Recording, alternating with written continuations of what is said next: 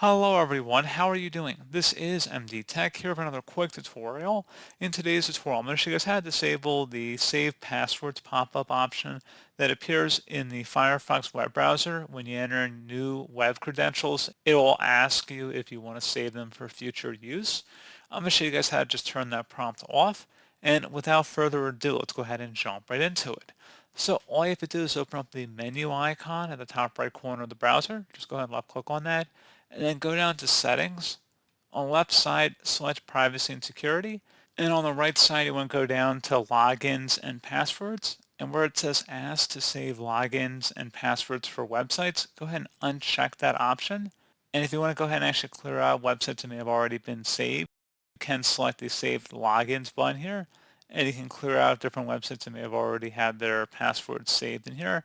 And if you check mark that again, you can go ahead and uncheck some of these other options you may want to remove before unchecking this master option, even though I believe just by turning off this top option, it will disable the other ones below. So pretty straightforward process, guys. Again, you just would uncheck the option to ask to save login passwords for websites, and that's all you would need to do. So pretty straightforward process, guys. I do hope I was able to help you out, and I do look forward to catching you all in the next tutorial. Goodbye.